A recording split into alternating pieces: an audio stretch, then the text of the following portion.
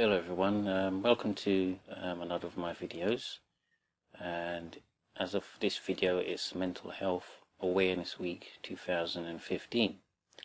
Now, Mental Health Awareness Week usually runs from the 11th to the 17th of May, and it's basically run by the Mental Health Foundation. Now, the Mental Health Foundation is a charity that helps to improve the lives of those with mental health problems or learning disabilities. The Mental Health Foundation are involved in quite a lot of research, service development, and providing information on mental health itself. Now, I feel Mental Health Awareness Week is important for quite a few reasons. The first reason is obviously raising the awareness of mental health, and it does not have to be on mental ill health. Now, I once had a discussion with a mental health campaigner and activist, Fiona Art, who specified that mental health does not have to center itself around those who are unfortunately suffering from mental health difficulties or who are mentally unwell, or those with lived experience. Now, we all have mental health, be it if we are unwell, coping, or perhaps inadequate health anyway. But the problem is that, are we aware of our own mental health? And if we are aware, what are we doing about our own mental health? The problem is, when we become mentally unwell, perhaps due to stress, depression, or anxiety, then we can sometimes face an uphill battle to use the tools of exercising our mental health in order to recover. Sometimes being aware of our mental health can perhaps come too late if our mental ill health reaches chronic levels. And this is perhaps one of the second reasons why Mental Health Awareness Week is important. Not only to raise awareness on mental health, but also to remind us that we should focus on our own mental health once in a while. Now, I'm not expert of mental health, and I'm not afraid to admit that, although I am a carer of someone using the mental health services. Ever since I took on the role of a mental health carer, it was not long before I began to question things. These questions were very thought-provoking, as I wondered how was it possible for someone to become so unwell in this fashion. I then asked myself if this could actually happen to me under certain circumstances. I mean, what mental health carer would not ask these questions? Eventually I looked around and I noticed so many were taking risks with their own mental health by pushing themselves through difficult and demanding circumstances. It can be so easy to risk our own mental health, especially the carers who are on the front line trying to care for someone who unfortunately is suffering either physical or mental ill health. I'd like to point out carers too can often face anxiety, depression, frustration, and anger, and even more. And if we do not recognize the tools to aid us through those difficult times, then again, as I mentioned before, our mental health could reach chronic levels. So going back to Mental Health Awareness Week 2015, the theme for Mental Health Awareness Week is mindfulness. And as a reminder, mindfulness does not mean it is only for those suffering mental ill health. Mindfulness is for everyone, and I repeat that mindfulness is actually for everyone, be it if you are well, unwell, or even recovering.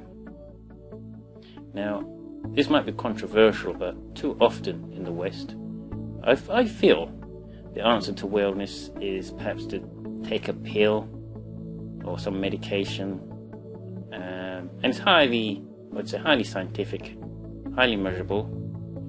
There are very good reasons that medication is the process, or in the process to aid recovery, or even trying to aid those trying to cope and survive with ill health.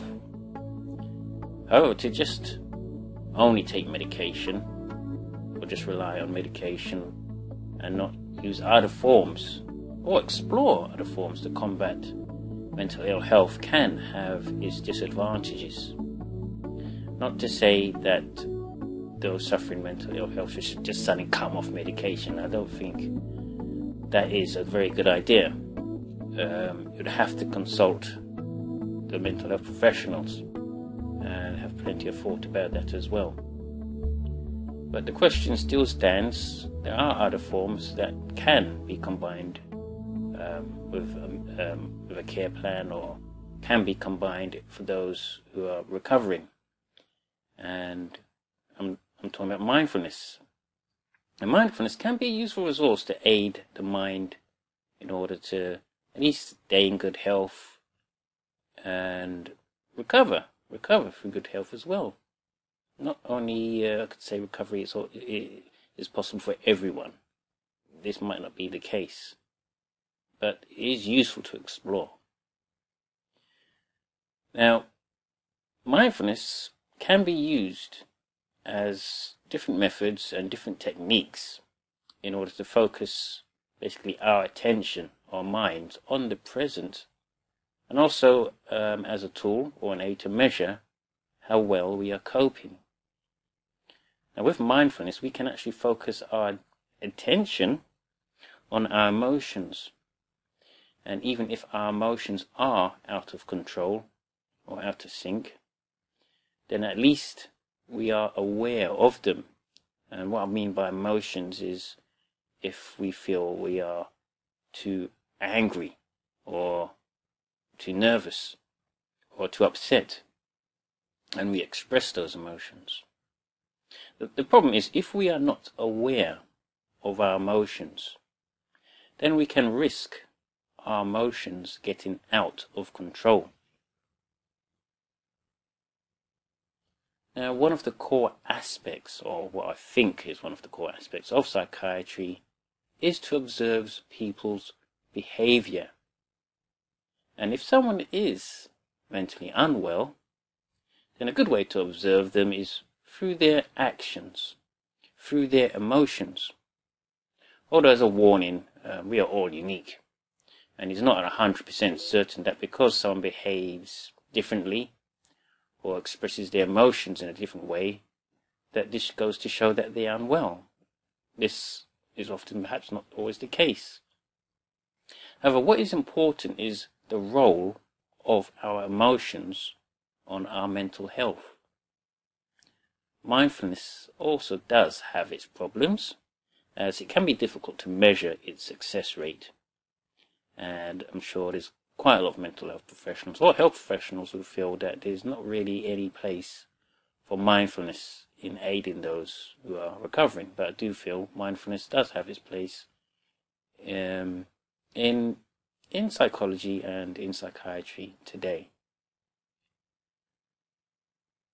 But I do feel it can be useful as a tool, and it can offer some form of health benefits. So if I can go into it, I'm sure many of you are asking the question, what are the tools of mindfulness? And when I think of mindfulness, or when many people think of mindfulness, the first thing that might come to their minds is meditation. And I think without a doubt, meditation usually springs to the mind, in the sense that you do not have to be an expert or meditate for hours.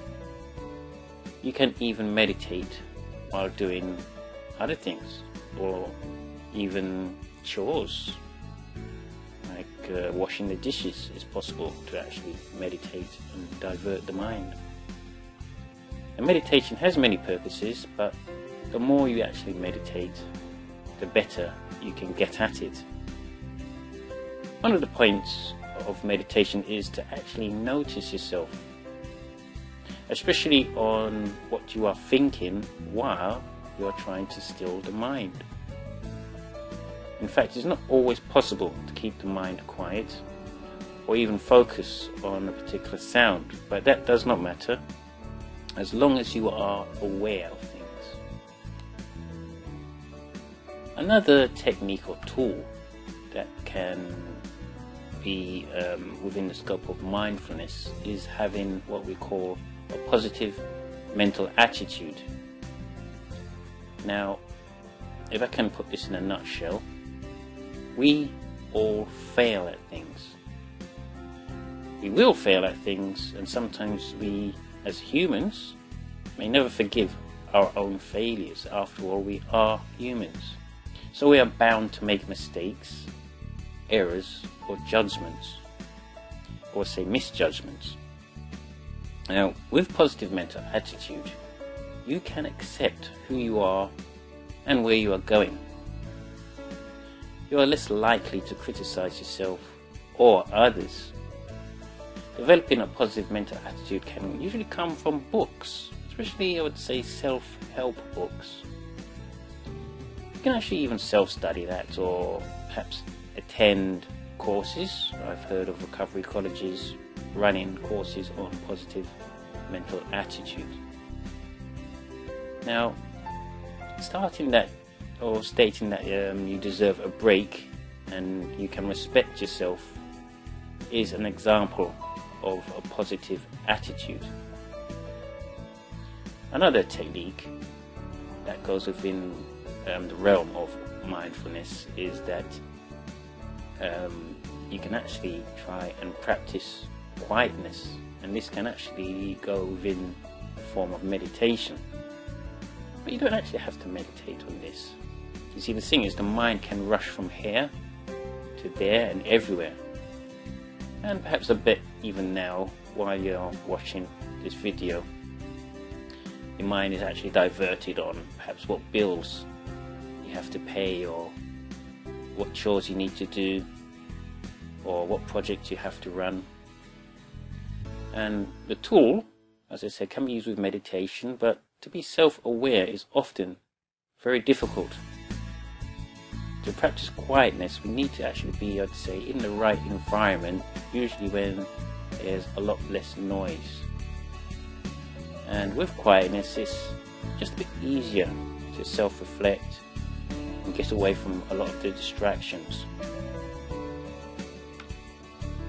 Other tools would be perhaps where one can be try and be self-aware, hence being aware of themselves or of other things. And to be honest, this is actually quite difficult, but a useful technique for mindfulness. Now again, you do not have to always be aware of yourself. You can actually be, as I said before, aware of the surroundings, and a good example is when someone's rushing off to work, they could suddenly just stop for a second and listen to the birds sing. I mean, how many of us even think of that while we're chasing for the bus or running for that train? How many actually get up extra early to even see the sun rise? There are few things worse in life than being automatic all the time. Have you ever heard of this saying, we are human beings and not human doings? And when I say automatic, that is basically you're doing things all day, every day, and not actually being aware that you are alive. You are perhaps a robot in some sense, always on automatic. And this is why I say, especially in lots of Western societies, perhaps it is difficult to be aware. But perhaps when you're doing the dishes or in the kitchen cooking something, especially cooking, stop and think what it feels like, perhaps when you're doing the dishes, when the water is splashing on your hand, or when you're walking down the road. Stop and think of your breathing or how the air brushes across your face. And being aware, it's actually the small things that can make the big difference to know that you are actually alive. Another technique, it actually involves the body. This is practicing some form of yoga, and I used to try and do yoga. I still try and do some yoga when I get the time. I might just say that, the mind alone is a very powerful thing. combined with the body, the mind can be a force to be reckoned with. Now, there are all different types of yoga, and there are certain levels of yoga that you need to be a fairly good expert. But there's also basic levels as well, and to be honest, yoga helps keep the body flexible. And while practicing yoga, you get to utilize the mind while trying to keep difficult or even basic postures.